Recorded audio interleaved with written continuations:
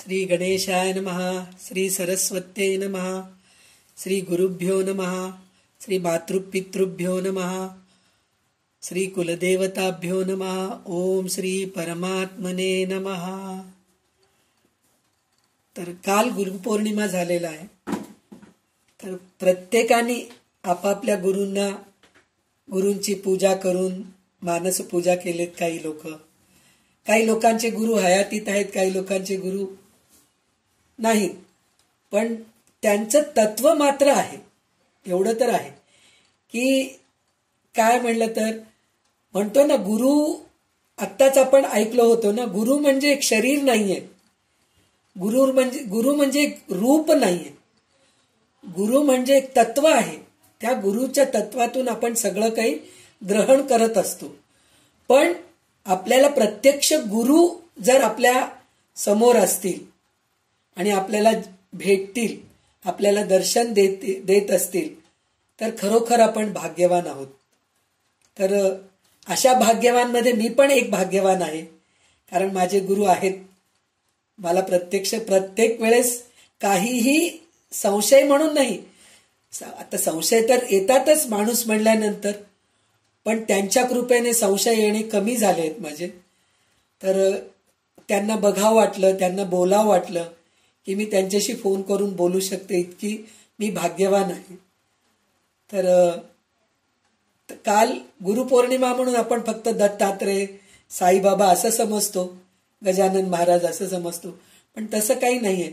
आपले आई वडील सुद्धा आपले गुरुच आहेत, आपली मैत्रीण सुद्धा आपली गुरु असते.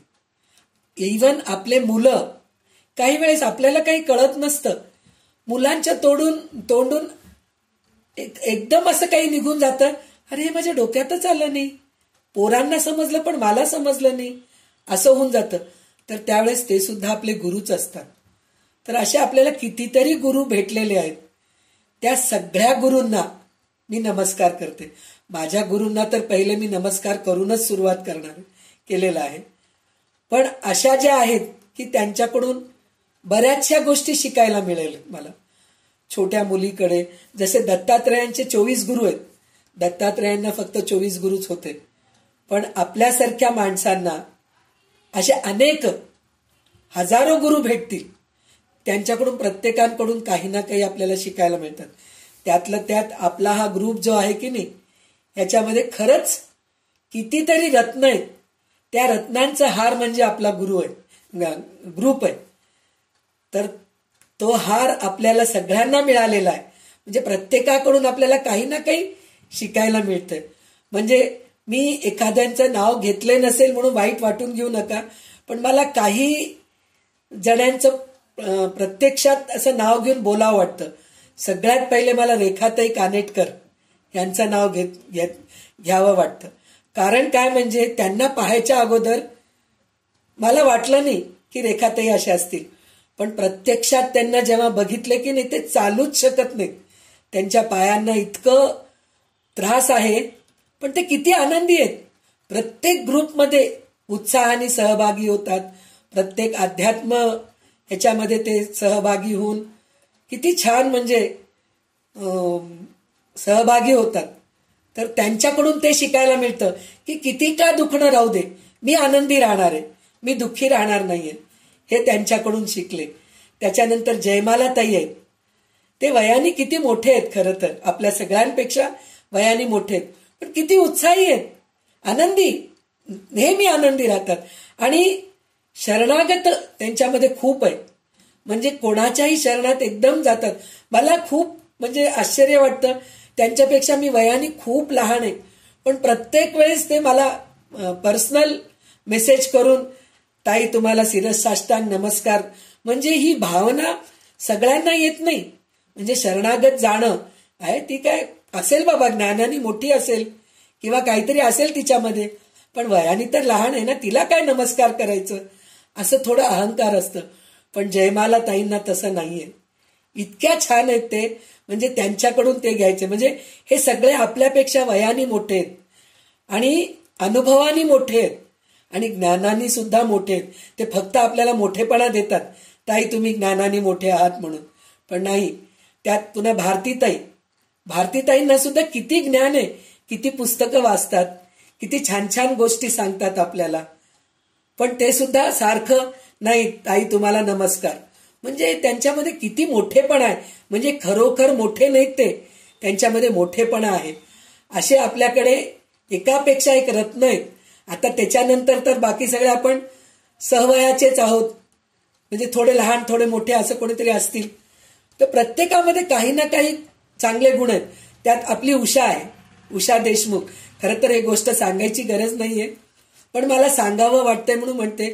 तिचा एक डोळा नाहीये, एका डोळ्यानेच ती बघती खरं तर. पण ती आत्तापर्यंत दर्शवली का आपल्याला की माझा एक डोळा नाहीये, मी एकाच डोळ्याने बघते, असं ती कधीच दर्शवली नाही. तर तिच्याकडून ते गुण घ्यायचं असतं. म्हणजे म्हणतीये ना, आपल्या ग्रुपमधल्या प्रत्येक मैत्रिणींकडून काही ना काही शिकायसारखं आहे. आशाताई आहेत, त्यांना सुद्धा ओठाचं थोडं प्रॉब्लेम आहे, स्पष्ट उच्चारण करता येत नाही, पण किती धडपड करून भगवद्गीता शिकलेत, किती धडपड करून किती छान छान श्लोक म्हणतात, किती छान छान भजन म्हणतात. म्हणून म्हणतीये की मी असं प्रत्येकाचं नाव घेत नाहीये. संजीवनी ताई आहेत, त्यांना सुरुवातीला काहीच म्हणता येत नव्हते बिचारांना. प्रत्येक वेळेस त्यांना थोडंसं हे करावं लागत होतं की संजीवनीताई थोडं नीट म्हणा, संजीवनीताई नीट म्हणा. आता ते किती छान म्हणतायत. म्हणजे ह्या सगळ्यांकडून आरतीताईचं तर कमाल आहे. त्यांना तर खूप कोपऱ्यापासून नमस्कार म्हणतो ना, आपल्या हाताच्या इथून नमस्कार म्हणून म्हणतीये. एवढ्या मोठ्या आजारपणामधून सुद्धा ते आनंदी राहून आपलं क्लास अटेंड करतात. किती छान वाटतं. म्हणजे ह्या सगळ्या गोष्टीमधून आपल्याला काय शिकायचंय की आपण नेहमी आनंदी राहायला पाहिजे. सतत आपलंच दुखणं, आपलं रडगाणं, आपलं संसार, आपलं ह्याच्यात राहू नये. सतत आपण आनंदी राहावं, ह्या गोष्टी आपण शिकायला पाहिजे. तर म्हणून म्हणतीये की ह्या ग्रुपमध्ये मी हे खरोखर रत्न आहेत. तर ह्यांचं नाव घेतले, तुमच्या कुणाचं नाव घेतले नाही असं समजू नका. तुम्ही सगळेच रत्न आहेत. आपण सगळे हा माणिक मोती सगळे असून त्याचा आपला हार आहे, आणि ते हार आपल्या ग्रुपमध्ये सगळ्यांच्या गळ्यात पडलेला आहे.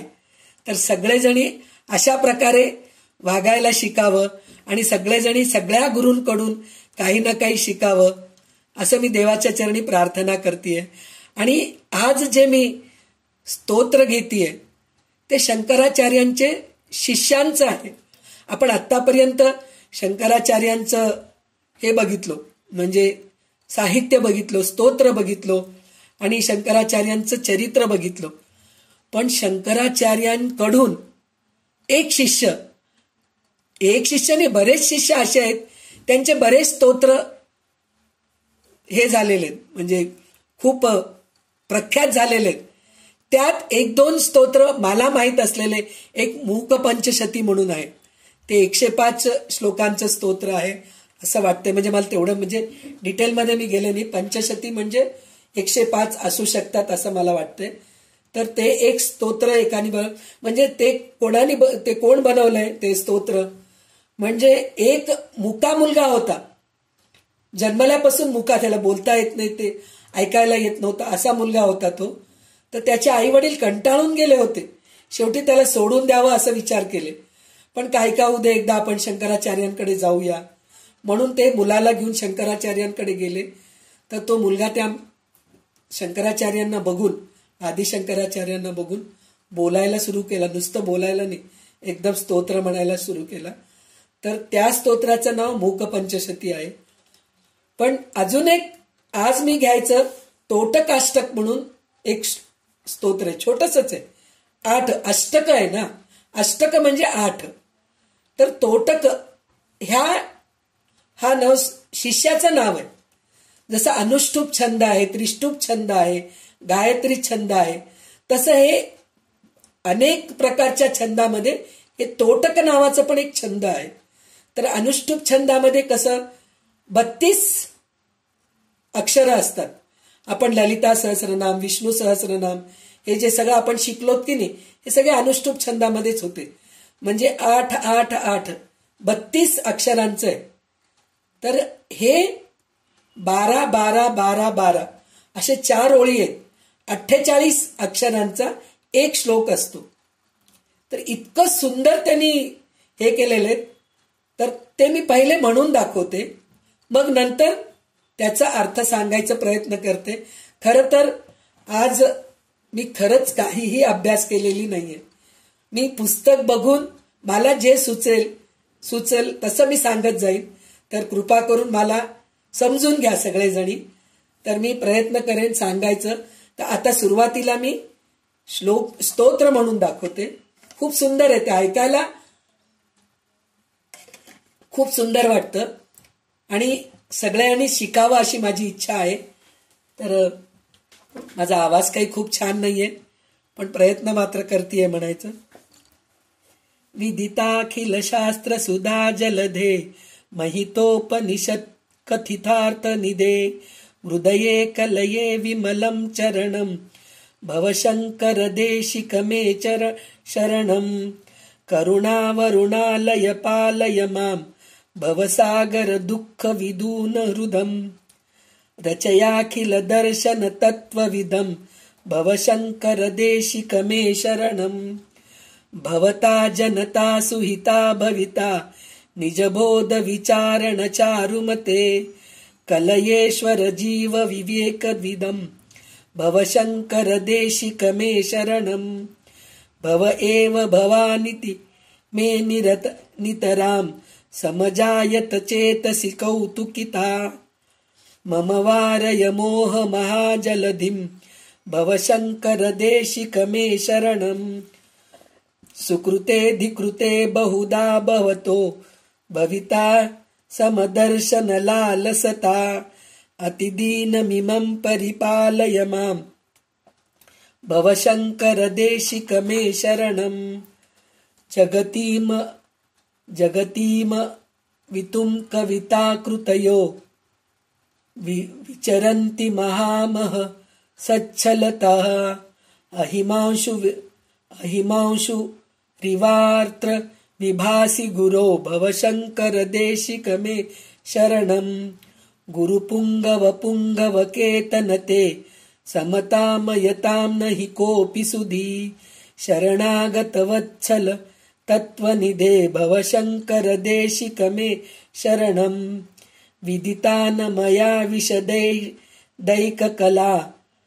न च किंचन कांचनमस्ति गुरो द्रुतमेव विदेहि कृपां सहजां भवशंकर देशिक मे शरणं. तर हे तोटकाष्टक 8 श्लोकांचं स्तोत्र आहे. तर त्या शिष्याचं नाव काय आहे ह्याचं कुठं वर्णन केलेलं नाहीये, पण त्या शिष्याने स्वतःचं नावच तोटकाचार्य ठेवून घेतलंय. आणि तोटक म्हणजे 12-12-12-12 असं 12 अक्षरांचा पहिला ओळ, 12 अक्षरांचं दुसरी ओळ, 12 अक्षरांची तिसरी ओळ, 12 अक्षरांची चौथी ओळ, असं 48 अक्षरांचा एक श्लोक असतो. त्याला तोटक असं म्हणतात. तर त्यांनी स्वतःला हे स्तोत्र ह्या तोटक छंदामध्ये निर्माण करून त्यांनी स्वतःचं नावच तोटकाचार्य ठेवलेलं आहे. तर तोटकाचार्य निर्मित स्तोत्र मी म्हणून दाखवले. आता त्याचा अर्थ आपण थोडक्यात बघूया, कारण मी जास्त अभ्यास केले नाही म्हणून मी थोडक्यात म्हणतीये. तर प्रयत्न करते सांगायचं. हे सद्गुरू विदिताखिल शास्त्र सुधा जलदे. सुधा जलजे, सुधा म्हणजे अमृत. इथं क्षीर जलदे म्हणून सुद्धा म्हणू शकले असते. सुधा जलजे का म्हटलेत? क्षीर म्हणजे आटून जातं दूध. क्षीर म्हणजे दूध. दूध जर खराब झालं, आटून जातं, म्हणजे आपण गरम करत करत करत केलं तर आटून जातं, तसंही होतं. दुसरं नासतं दूध.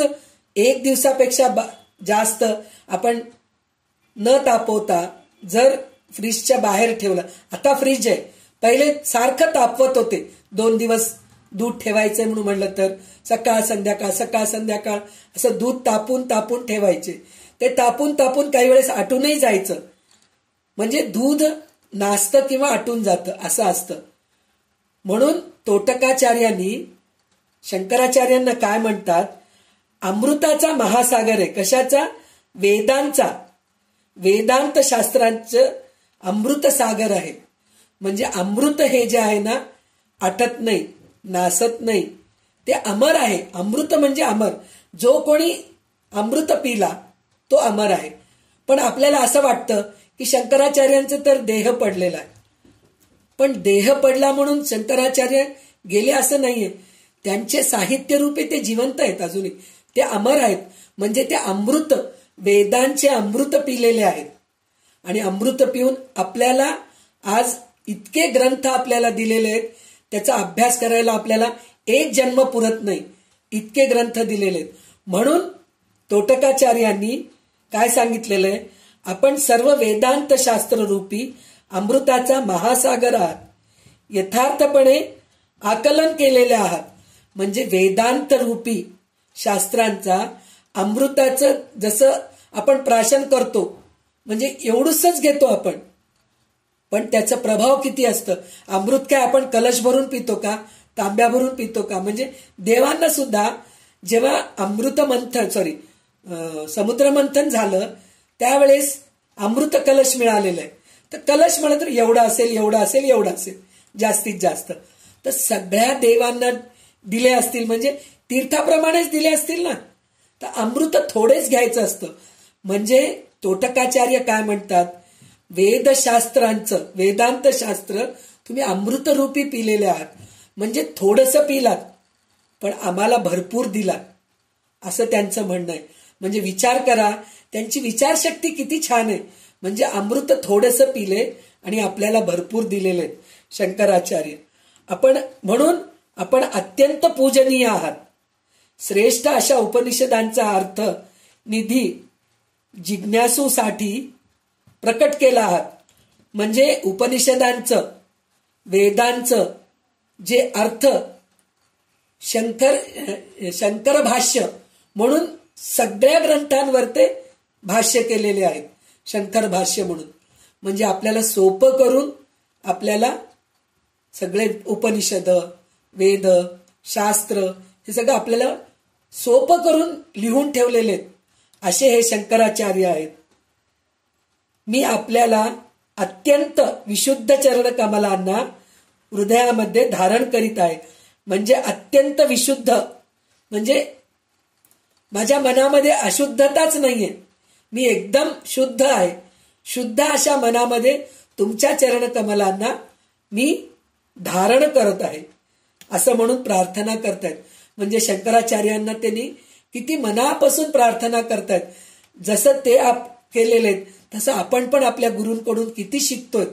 तर आपल्याला पण हीच धारणा राहायला पाहिजे की त्यांच्याकडून आपल्याला, ते स्वतः अमृत पिलेलेच आहेत पण ते सुद्धा आपल्याला अमृतच देत आहेत. म्हणजे जे ज्ञान देत आहेत ते ज्ञान. आता ह्याच्यात एक उदाहरण आपल्याला असं आहे, आपण अमृत पिलो म्हणजे प्रत्यक्ष अमृत पिलो का नाही पिलो, पण जे ज्ञानरूपी आपण अमृत पित आहोत ते अमृत पुढच्या जन्मी सुद्धा आपल्या सोबत येत आहे.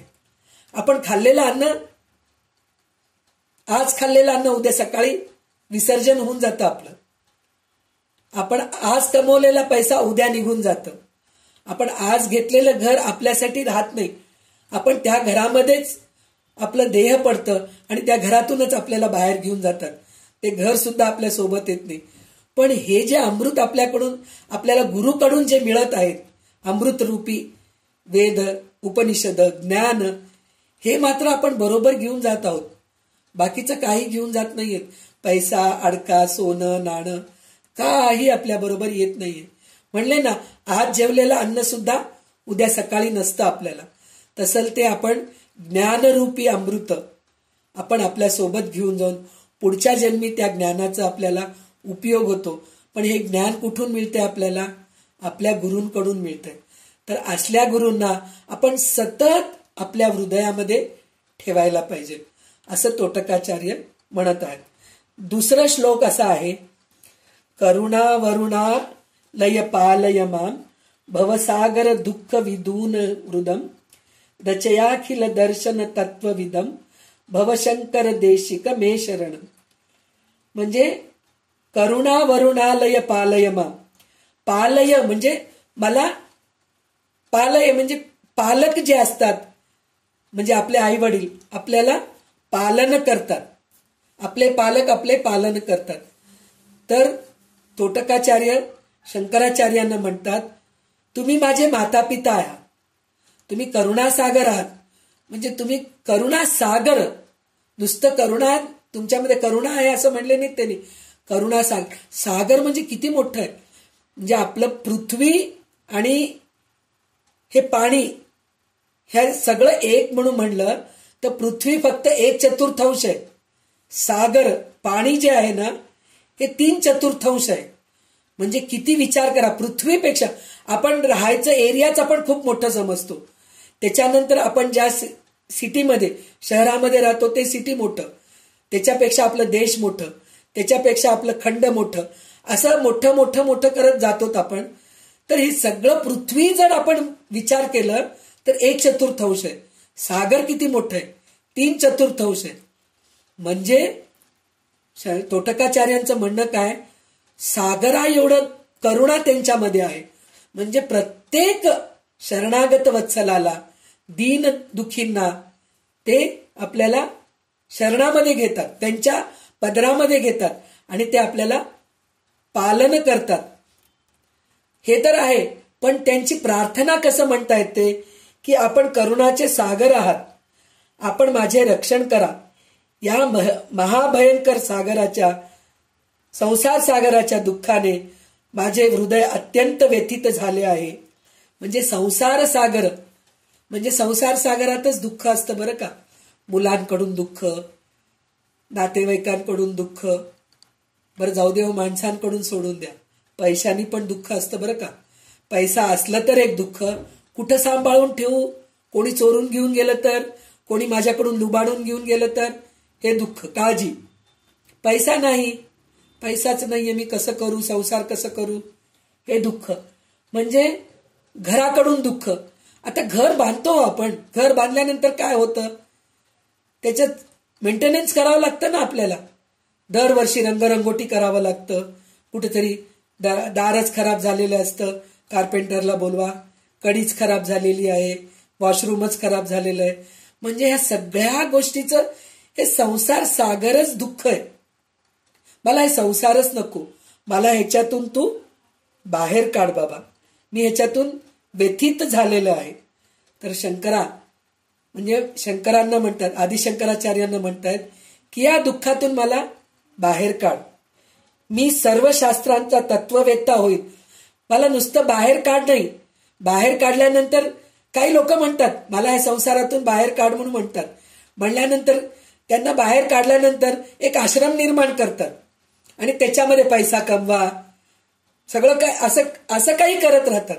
मग त्याच्यात काय मिळालं त्यांना, पुन्हा तिथेही दुःखच, कोणी पैसे नाही दिलं दुःख, शिष्य असा आहे म्हणून दुःख, 100 शिष्यांना गोळा करतात, ह्या अशा सगळ्या गोष्टी करतात, संसार सोडून देतात, पण ह्या आश्रमाच्या संसारामध्ये गुंततात. पण तोटकाचार्य काय म्हणतात की मला संसार दुःखातून पार कर, भवसागरातून पार कर. ते पार केल्यानंतर मी काय होतो, सर्व शास्त्रांचा तत्ववेत्ता होईल, अशी माझ्यावर कृपा करावं.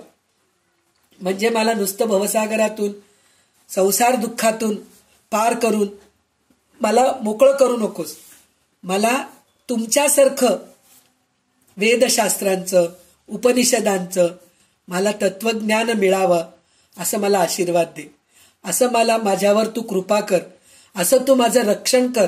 पालयमा म्हणजे रक्षण करणं, तर मला तू अशा प्रकारे रक्षण करा. शंकराचार्यांना विनंती करतात, हे शंकराचार्य सद्गुरू माझे रक्षण करा, मी आपल्या चरणी शरण आलेले आहो. तर जसं प्रत्येक श्लोकाच्या शेवटी त्यांनी काय म्हणलेले, भवशंकर देशिक मे शरणम, भवशंकर देशिक मे शरणम म्हणजे मला या दुःखातून दूर कर आणि मला तू रक्षण कर, तुझ्या शरणामध्ये घे, असं ते प्रार्थना करतात. तर तोटकाचार्यांचे आचार्य गुरु शंकराचार्य होते, म्हणून त्यांनी शंकर देशिक मे शरणम असं म्हटलेलं आहे. तर आपण मात्र आपले जे सद्गुरू आहेत त्यांच्या नावाने अशीच प्रार्थना करावं. आणि तिसरा श्लोक असा आहे, भवता जनता सुहिता भविता निजबोध विचारण चारुमते कलयेश्वर जीव विवेक विदम भवशंकरम देशिक मे शरणम. तर ते काय म्हणतात, हे सद्गुरू, आपल्याच कृपेने हे सर्व जीव श्रेयस्कर आणि प्रेयस्कर हे दोन गोष्ट आहेत. प्रेयस्कर म्हणजे काय असतं माहितीये काय, प्रेम मिळवणं आणि तात्पुरतं सुख असतं.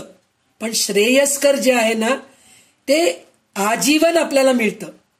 तशा प्रकारचं मला श्रेयस्कर मार्गाचे अनुसरण करतील, म्हणजे तुमच्या कृपेने मला आजीवन तुमचं आशीर्वाद माझ्या पाठीशी राहू द्या. आणि तुम्ही जे काही ज्ञान आकलन केलात त्या ज्ञानामधलं मला थोडंसं अमृत मला पण द्या, असं म्हणून म्हणतायत ते. आत्मबोधाचा विचार करण्यात आपली बुद्धी अत्यंत सूक्ष्म आणि निष्णात आहे. तर आत्मबोधाचा विचार करण्यात म्हणजे त्यांचं एक चरित्रामध्ये एक गोष्ट अशी आहे की त्यांना संन्यास धर्म घ्यायचं होतं. संन्यास धर्म घ्यायचंय तर आई परवानगी देत नाही. आई म्हणती तू अजून लहान आहेस बाळा, तू आत्ता संन्यास धर्म घेऊ नको. आणि मी कितीतरी व्रतवैकल्प्य केल्यानंतर, किती घोर तपस्या केल्यानंतर तू मला जन्मलास आणि आता तुझे वडील पण नाहीयेत, तर माझा आधार, माझी काठी तूच आहेस, तर तू मला सोडून जाऊ नकोस. माझ्या संसारातून तू मधून उठून जाऊ नकोस. माझं शरीर पूर्ण झिजल्यावर ते मी देह ठेवल्यानंतर मग तुला काय करायचंय ते कर, असं म्हणून ती आई म्हणती. तर शंकराचार्यांना जे त्यांनी सांगितलेलं आहेत ना, निजबोध विचारण चारुमते, म्हणजे आत्मबोधाचा विचार करण्यात आपली बुद्धी अत्यंत सूक्ष्म आणि निष्णात आहे. म्हणजे आत्मबोधाचा विचार करण्यात जर मी आईकडेच राहिलो, आईच्याच बंधनामध्ये मी बांधून राहिलो किंवा संसारामध्ये मी जर अडकून राहिलो तर मला आत्मज्ञान मी घेऊ शकत नाही. तर त्याच्यासाठी काहीतरी उपाय करावं म्हणून ते नदीमध्ये उडी मारतात आणि मगरालाच प्रार्थना करतात की तू माझे पाय पकड. आणि मी आईला म्हणतो की माझं मगर पाय पकडलेला आहे आणि जर मी संन्यासाश्रमामध्ये गेलो तरच ते मगर माझं पाय सोडणार आहे, असं मी माझ्या आईला सांगतो. तर कृपा करून तू माझं पाय पकड. तर ते मगर सुद्धा हळूच पाय पकडतो, काही करत नाही. पण त्यांचे जे मित्रमंडळी होते शंकराचार्यांचे, ते बघितलेत शंकराचार्यांचं पाय मगराने पकडलेलं आहे म्हणून. तर ते शंकराचार्यांच्या आईला जाऊन सांगतात की तुमच्या मुलाचं पाय मगराने पकडलेलं आहे आणि नदीमध्ये असं झालेलं आहे, तर तुम्ही लवकर या. तर आई पळत पळत येते, रडत रडत येते आणि म्हणती शंकरा बाहेर ये. तर त्या शंकराचार्य म्हणतात की मगर माझं पाय पकडलेलं आहे आणि जर मी संन्यासाश्रम घेतलो तरच ते माझं पाय सोडेल. तर त्यावेळेस त्या आर्यांबाला म्हणजे शंकराचार्यांच्या आईंना इतकं दुःख होतं की हे मगर त्याला खाल्ल्यापेक्षा, त्याला चावल्यापेक्षा तो संन्यास घेतला तर जिवंत तरी राहतो, चांगला तरी राहतो, ह्या हेतूने ती रडत रडत परवानगी देते. म्हणजे अशा प्रकारे आपण करू शकतो का हो ही गोष्ट? आपण नाही करू शकत या सगळ्या गोष्टी. आज आपल्याला संसार सोडून जा म्हणलं तर नाही होत. 100 विचार डोक्यात येतात, हे कसं होईल, ते कसं होईल. पण तितक्या छोट्या बाळाला, तितक्या छोट्या मुलाला असं वाटलं की मला संन्यास धर्म घ्यायला पाहिजे. कारण काय म्हणजे जर संसारामध्ये राहिलो तर माझ्या अभ्यासामध्ये कमी होईल. मी आत्मज्ञान करण्यासाठी म्हणून माझं साधना हे सगळं माझं कमी होईल. तर त्याच्यासाठी म्हणून मी संन्यास धर्मामध्ये जातो म्हणून असं उपाय करून ते संन्यास धर्म घेतले आणि आत्मबोधाचा ज्ञान घेत गेले. स्वतः ज्ञान न घेता दुसऱ्यांना पण ज्ञान देत गेले. जीवात्मा आणि परमात्मा याचे मला यथार्थ ज्ञान होईल असा अनुग्रह करा. तर इथं जीवात्मा परमात्मा म्हणून जे सांगितले, तर त्याच्यामध्ये शंकराचार्यांचं जे आहे की नाही, ब्रह्मसत्य जगन मिथ्या, इथं परमात्मा म्हणजे ब्रह्म, जगन म्हणजे जीवात्मा. म्हणजे जीवात्मा म्हणून म्हणल्यानंतर ज्याच्यामध्ये जीव आहे, जो जन्माला आलेला आहे तो मरणार आहे, अशाश्वत आहे, तो चंचल आहे. तर तो तसं नकोय मला. जीवात्मा काय आहे आणि परमात्मा काय आहे हे दोन्ही गोष्टी मला समजून सांगा. म्हणजे त्याच्यातून मला ज्ञान होईल. म्हणजे एकदा जीवात्मा काय आहे हे कळालं, परमात्मा काय आहे हे कळालं, तर ह्या दोन्हीचा योग झाला तर मी शेवटी परमात्म्याच्या चरणाशी जातो. म्हणून ते शंकराचार्यांना प्रार्थना करतात की जीवात्मा म्हणजे काय आणि परमात्मा म्हणजे काय हेचं ज्ञान होईल असं मला अनुग्रह करा.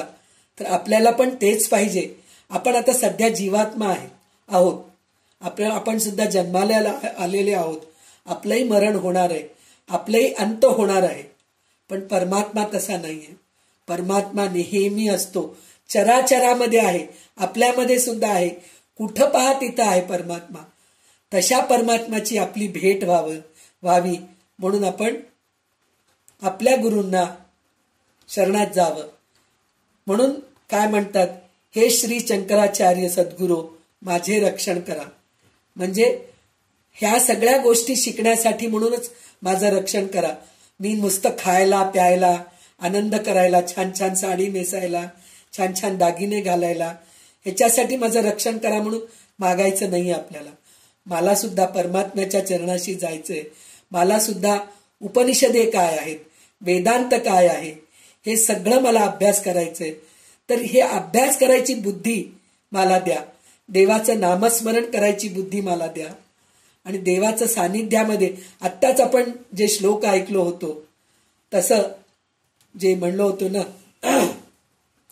अनायासेन मरणम विना दैन्येन जीवनम देहांते तव सानिध्यम देहि मे परमेश्वर. देहांते तव सानिध्यम म्हणजे मला हे शरीर दिलेलं आहेस तू, तर अनायास मरण नको मला. म्हणजे कसं तरी कुठेही मेलो मी, आपले नातेवाईक नाही, काही नाही, रस्त्यावर ऍक्सिडेंट होऊन, म्हणजे असं नाहीये बरं का, ऍक्सिडेंट होऊन मेलेले विचित्र आहेत असं म्हणायचं नाहीये. पण तसं मृत्यू नको देवा मला. मला सहजासहजी चालता बोलता तुझं नामस्मरण करता करता मला मृत्यू येऊ दे. बिना दैन्येन जीवन म्हणजे विना दैन्येन जीवन म्हणून म्हणलं तर अंथरुणावर पडलो आपण, दैन्य अवस्था होऊन गेली आपली. पाणी आपल्याला पाणी पिता येत नाही, आपल्याला शौचाला जाता येत नाहीये, आपल्याला जेवता येत नाहीये. अशी परिस्थिती नको बाबा. आणि जिवंत असताना सुद्धा, हे तर अंथरुणावर पडल्यावरची गोष्ट आहे, पण जिवंत असताना सुद्धा कमीत कमी मी आणि माझा संसार सांभाळा इतकं मला पैसा राहू दे, धान्य राहू दे, लोकांच्या समोर हात पसरायची वेळ मला येऊ देऊ नको देवा.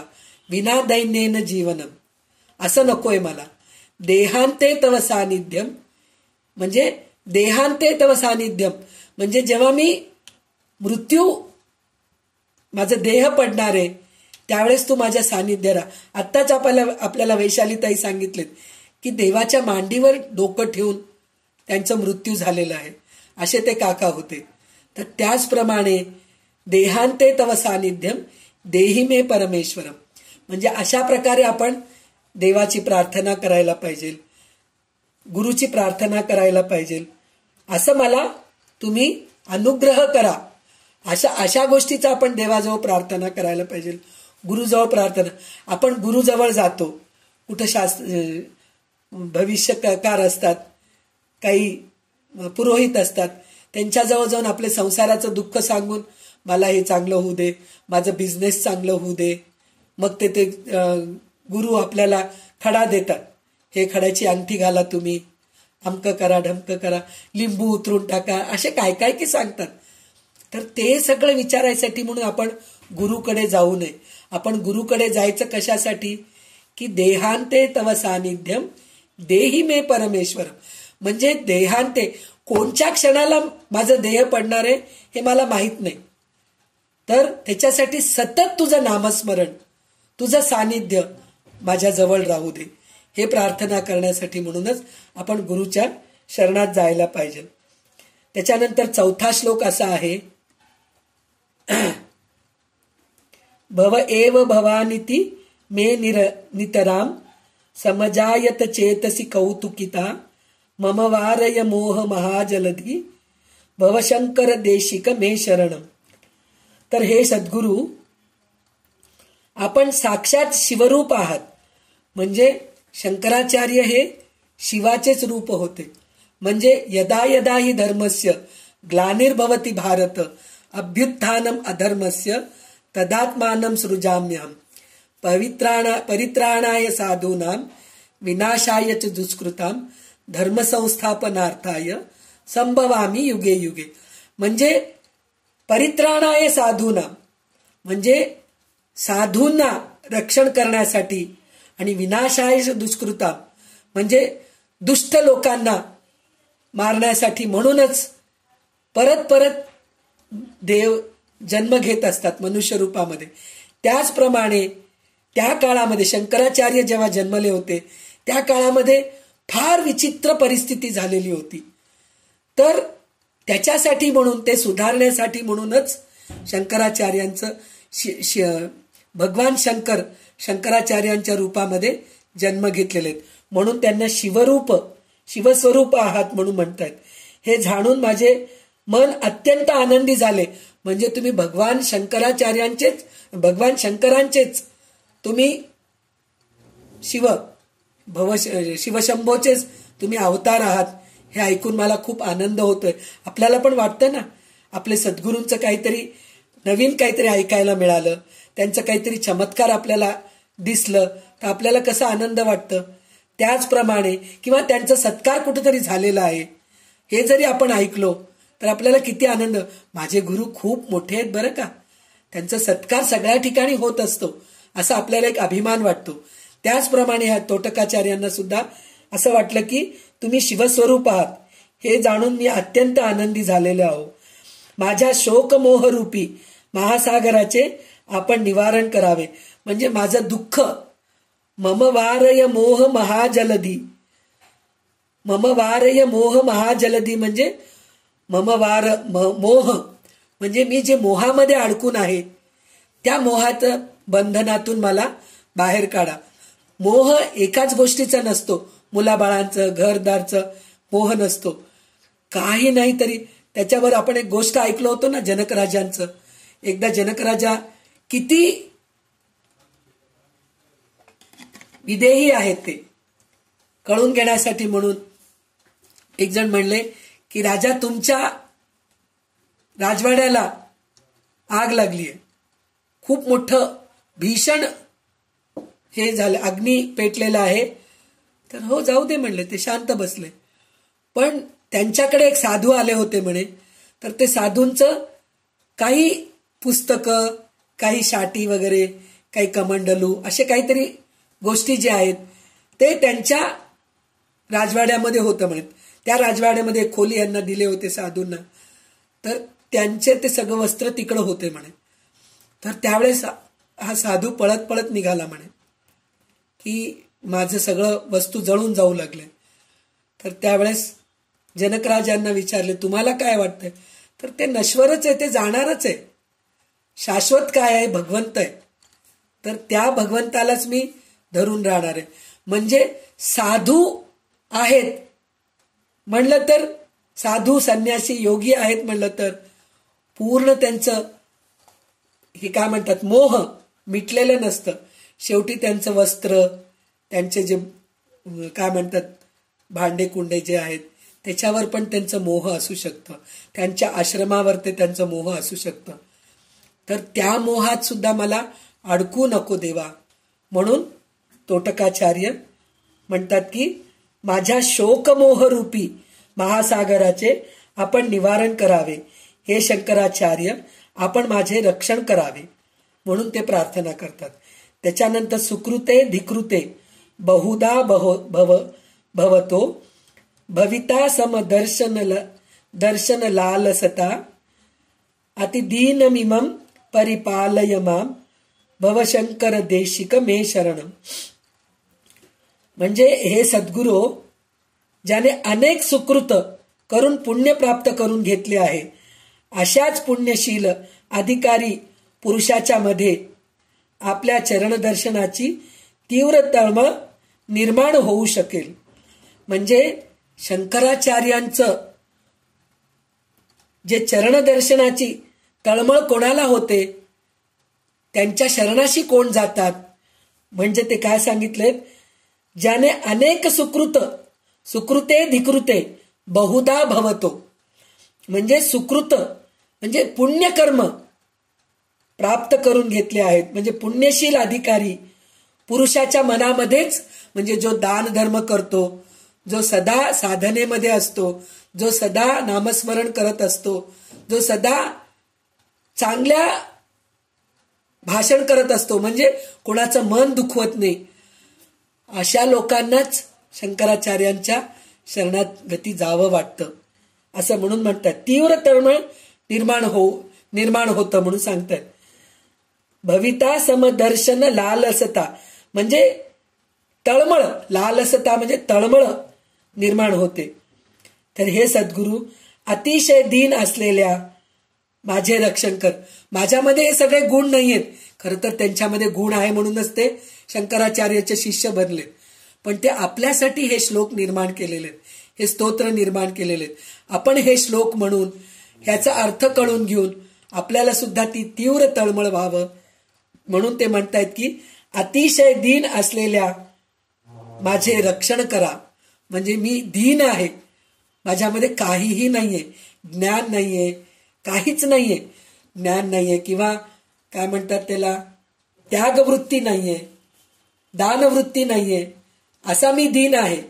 तर मला तुम्ही तुमच्या शरणागत घ्या असं म्हणून म्हणतायत. त्याच्यानंतर जगती मवैतुम कविता कृतयो विचरंती महामहसच्छलत अहिमांशुरिवाव्रत वात्र विभासी गुरो भवशंकर देशिक मे शरणम. तर विश्वाचे रक्षण करण्यासाठी सहस्र रूपे धारण करून परमेश्वराच्या अनेक विभूती तेजस्वी रूपाने या विश्वात संचार करीत असतात. कोण? अनेक देव आहेत ना. आता आपण म्हणतोत ना, परित्राणाय साधूनां विनाशाय च दुष्कृतां यदा यदा हि धर्मस्य ग्लानिर्भवति भारत. म्हणजे जेव्हा धर्म अधर्माकडे जातं तर त्यावेळेस हे देव जन्माला येतात. तर आपल्याला सुद्धा या गोष्टीचा अनुभव येतो की नाही. धर्म म्हणून नाही, आपण काही संकटामध्ये अडकलेले असतो, तर त्यावेळेस कोणीतरी एक माणूस येतो आणि आपलं संकट दूर करतो. तर त्यावेळेस आपण काय म्हणतो, देवासारखा आला बाबा हा माणूस आणि आपल्याला मदत केला असं म्हणतो की नाही आपण. म्हणजे असे अनेक जन्म घेणारे अनेक रूप विश्वाचे रक्षण करण्यासाठी म्हणून सहस्र रूपे म्हणजे हजारो रूपे धारण करून परमेश्वराचे अनेक विभूती तेजस्वी रूपाने या विश्वात संचार करीत आहेत आणि आपल्याला जेव्हा गरज आहे तेव्हा पटकन आपल्याला मिळून जातात, कारण सहस्र रूपे आहेत, मिळून जातात. परंतु हे गुरु, मला मात्र आपण प्रत्यक्ष सूर्याप्रमाणे दिसत आहात म्हणून म्हणतात. म्हणजे इतके सगळे जरी असले पण तुम्हीच माझे रक्षण करता आहात. म्हणजे गुरु, आपले गुरु, इतके लोक दिसत आहेत, इतके देव दिसत आहेत, 33 कोटी देव आहेत आपल्याला, एक नाही दोन नाही. गुरु सुद्धा किती की आहेत, पण आपल्याला आपला गुरु सूर्याप्रमाणे एकच दिसायला पाहिजे. त्यांच्या शरणागती गेलो तरच आपलं सगळं काही दुःख निवारण होतं. दुःख निवारण होतं म्हणल्यापेक्षा अज्ञान अंधकारामधून आपण बाहेर पडतो. जे आपल्याला जे अज्ञानरूपी अंधकार आहे ते सगळं आपलं निघून जातं. म्हणून एकच गुरु तर तोटकाचार्य काय म्हणतात, इतके अनेक रूप, इतके, आता आपण विश्वरूप दर्शन बघितलो भगवद्गीतामध्ये, तर विश्वरूप दर्शनामध्ये कितीतरी हे दिसलेत आपल्याला, अश्विनो, मरुतगण, रुद्र, असे कितीतरी देव, यक्ष, राक्षस सगळे दिसलेत. पण तोटकाचार्य म्हणतात ते सगळे जरी असले तरी शंकराचार्य तुम्हीच मला माझे दैवत आहात, माझे गुरु आहात. जसं सूर्य एकच आहे त्याचप्रमाणे तुम्ही मला एकच आहात. तुम्ही मला शरणामध्ये घ्या, तुम्ही माझं रक्षण करा. त्याच्यानंतर गुरुपुंगव पुंगव केतनते समतामयताम नहि कोपी सुधी शरणागत वत्सल तत्वनिधे भवशंकर देशिक मे शरणम. हे सद्गुरु, आपण परमश्रेष्ठ गुरुवर आहात. आपण पुरुषोत्तम स्वरूप असून श्रेष्ठ विद्वान पुरुषांचेही आश्रयस्थान आहात. पुरुषोत्तम म्हणजे पुरुषामधला उत्तम. आपल्याला गीतामध्ये पुरुषोत्तम नाम म्हणून आहे, जे पुरुषोत्तम योग नाम म्हणून जे 15वा अध्याय आहे, त्याच्यात पुरुषोत्तम कसे आहात आहे ते सांग. म्हणजे पुरुषोत्तमाच्या मधल्यापेक्षा सुद्धा तुम्ही विद्वान आहात.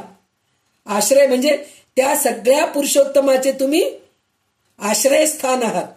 तुमच्याकडे सगळे म्हणजे सगळं जे आता विश्वामध्ये जेवढे काही विद्वान आहेत ते सगळं तुमच्याकडूनच ज्ञान घेऊन मोठे झालेले आहेत.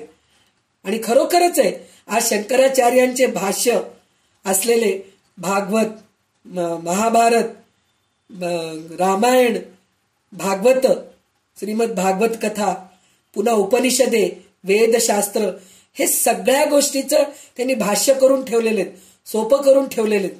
त्यांचा अभ्यास करूनच आज विद्वान पंडित निर्माण झालेले आहेत. त्यांना कितीतरी पदवी मिळालेले आहेत, पद्मभूषण, पद्मविभूषण, असे कितीतरी त्यांना पदवी मिळालेले आहेत. पण ते कशामुळे मिळालेले आहेत? यांचं सगळ्यांचं, ह्या शंकराचार्यांचे, मोठमोठ्या गुरूंचे ग्रंथ अभ्यास करूनच ते मोठे पंडित झालेले आहेत. तर म्हणूनच तोटकाचार्य म्हणतात की आपण पुरुषोत्तम स्वरूप असून श्रेष्ठ विद्वान पुरुषांचेही आश्रयस्थान आहात. आपण शरणागतांवर दया करणारे असून तत्वाचे साक्षात निधीच आहात. म्हणजे शरणागत म्हणजे जे अज्ञानी आहेत, ज्यांना काही माहीत नाही, तसल्या लोकांना तुम्ही शरणामध्ये घेऊ, चरणामध्ये घेतात तुम्ही आणि त्यांचा उद्धार करतात. त्याच्यामध्ये मी पण एक आहे असं म्हणून ते प्रार्थना करतायत.